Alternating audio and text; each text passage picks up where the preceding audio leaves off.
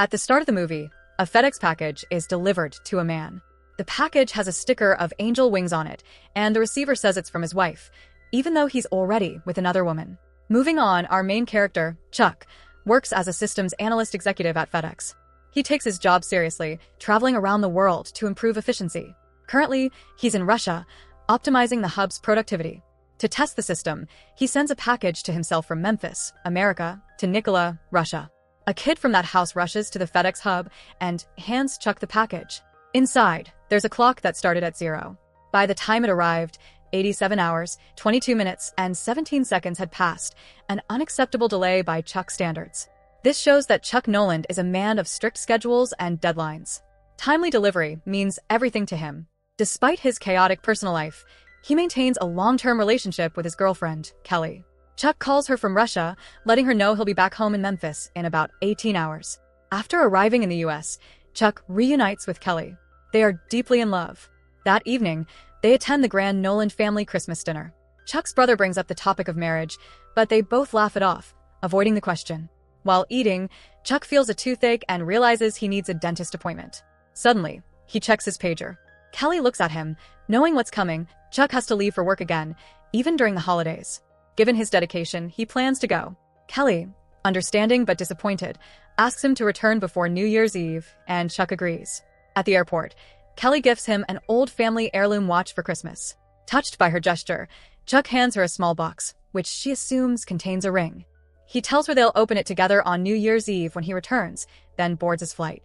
Chuck flies with 4 crew members to Malaysia. A few hours in, they hit a storm. He overhears the pilots saying they've lost radio contact. Suddenly, something explodes, causing extreme turbulence. The plane spirals out of control. One pilot, trying to get Chuck to a seat, hits his head badly. Through the window, Chuck sees the ocean rapidly approaching, then the plane crashes into the Pacific. Water floods the cabin, and Chuck starts drowning. He grabs an emergency inflatable life raft handed to him by one of the pilots. With its help, he barely stays afloat. But the weather is harsh, and massive waves hit him. It's a life-or-death situation. Miraculously, Chuck survives, washing ashore on an uninhabited island. The emergency raft barely made it with him. Drenched and exhausted, he sees that Kelly's watch is still with him. Nearby, a few FedEx packages have also washed up. Picking them up, he realizes he's completely alone, with no other land in sight. To attract help, he writes a large help sign on the sand. He checks Kelly's watch as his first day on the island ends. The next day, more packages wash up. He also finds coconuts, quenching his thirst. While exploring, he discovers a cave. Climbing to higher ground for a better view, he spots something floating in the water. Rushing down, he realizes it's the lifeless body of the pilot who tried to save him. Chuck digs a grave and buries the pilot, giving him a final resting place. But he's still stranded, with no way off the island. That night, he stares at Kelly's picture inside the watch. On the 3rd night, he spots a distant ship. Desperate, he yells for help, but it's too far to hear him. He flashes his small torchlight, but it's useless. Determined, he gathers his things and attempts to reach the ship on the damaged raft. But the waves are too strong, throwing him into the water. He cuts his leg on a coral reef, screaming in pain. Defeated, he struggles back to shore.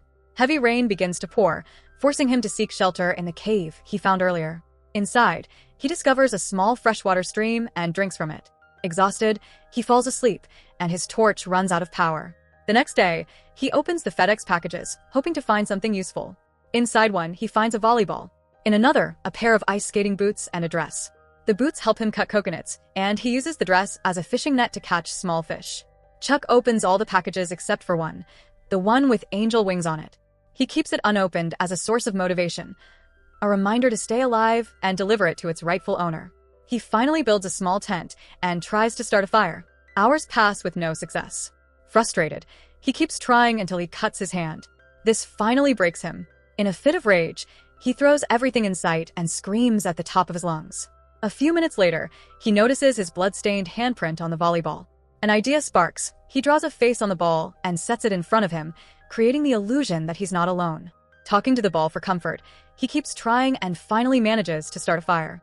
Overjoyed, Chuck dances around the flames. For the first time, he has something to feel positive about. He cooks a crab over the fire, eats it, and continues talking to the ball. He names it Wilson after the Wilson Company logo on it. The next day, he suffers from unbearable tooth pain. Desperate, He uses the ice skating boot and a rock to knock out the infected tooth. The pain overwhelms him, and he loses consciousness.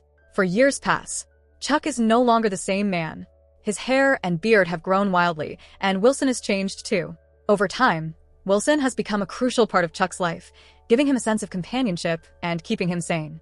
One night, while sleeping in the cave, Chuck hears a strange noise. He rushes outside and finds a broken piece of a plastic door washed up on shore. He takes it back with him. Staring at the plastic, he starts thinking. Then it hits him. He can use it to escape. Chuck has been tracking time on a monthly chart and tells Wilson that by April, the sea waves will be in his favor. That's when they'll leave. Determined, Chuck starts building a wooden raft. He strips tree bark to make ropes, tying the logs together. When he runs out, he even uses cassette tape reels to secure them. The day finally arrives. Chuck carves a message on a rock before boarding the raft with Wilson. He rows out, fighting against the strong waves. The struggle is intense, but he manages to keep the raft afloat. Chuck believes he has overcome all obstacles. Hopeful, he spends days at sea, trusting that the current will take him home. But new challenges lie ahead. He has no drinking water, no food. He collects rainwater in the raft and starts fishing to survive. Then one night a violent storm hits. Chuck holds onto the raft for dear life as massive waves crash down. When the storm finally clears, his raft is badly damaged, and worse, Wilson is missing. Panic sets in. Chuck desperately calls out for Wilson, the only friend he's had for the past 4 years. He spots Wilson floating away in the distance. Heartbroken, he jumps into the water, reaching out with one hand for Wilson while using the other to hold onto the raft. The rope on the raft keeps slipping from Chuck's grip, forcing him to stop and fix it. But in the process, Wilson drifts further away. He tries desperately to reach him, but no matter how hard he swims, he just can't. Eventually, he realizes he has lost Wilson forever. Heartbroken, he cries out in pain. The only friend he had for the past 4 years is gone. Now, Wilson is lost, and the raft is barely holding together. Chuck is exhausted, sick, and unable to move. As he lies helplessly, a whale surfaces nearby, spraying water on him. Just then, in the distance, a massive cargo ship appears. Chuck slowly opens his eyes and turns around. He is being rescued. After everything he endured, Chuck is finally saved. For weeks later, he is flying home to reunite with his family and Kelly. His friend tells him that everyone had assumed he was dead, and they even held a funeral for him. When he lands, Chuck meets a man he doesn't recognize. The man introduces himself as Kelly's husband. He explains that Kelly was overwhelmed with emotions and couldn't bring herself to see him. Chuck stands there in silence, unsure how to process the news. The woman he had held on to for hope during his entire time on the island had moved on. His friends and family throw a celebration in his honor. But even surrounded by people, Chuck feels disconnected. He stares at a lobster, reminded of the crabs he ate to survive. He picks up a lighter, thinking about how fire once meant everything to him. That night, he can't even sleep in a bed. He lays on the floor, staring at the watch Kelly had given him years ago. Though she had moved on, Chuck needed closure. He takes a taxi to Kelly's house. Just as he's about to ring the doorbell, Kelly opens it and invites him inside. Chuck hesitates, wanting to say something, but before he can, she embraces him tightly. He hands her the watch she once gifted him, and Kelly is shocked to see he still has it. Since it's a family heirloom, Chuck wants her to keep it. Kelly then tells him that she had kept his car all these years. She hands him the keys, and Chuck gets inside. As they share one last moment, Kelly kisses him, but then pulls away. Chuck starts to drive off, but Kelly suddenly realizes she still has more to say. She runs after him, calling his name. Chuck gets out of the car, and they share a passionate kiss. Kelly tells him that after 4 years of waiting, she had no choice but to move on. But she always loved him, and always will. Chuck admits he loves her too, but they both know it's too late. She can't leave her family, and he can't change the past. So, they say goodbye.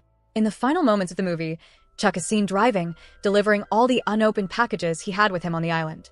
He stops at one house but finds no one there. So, he leaves the package at the door with a message. "This package saved my life. Thank you, Chuck Noland." As he drives away, Chuck stops to check a map, unsure of where to go next. Just then, a woman pulls up beside him and asks if he needs help. Chuck asks where the road ahead leads. She answers, then gets back into her car.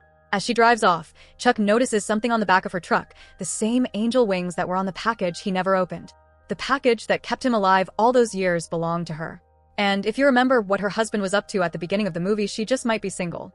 With that, the movie ends. So that's it. Hope you enjoy the story.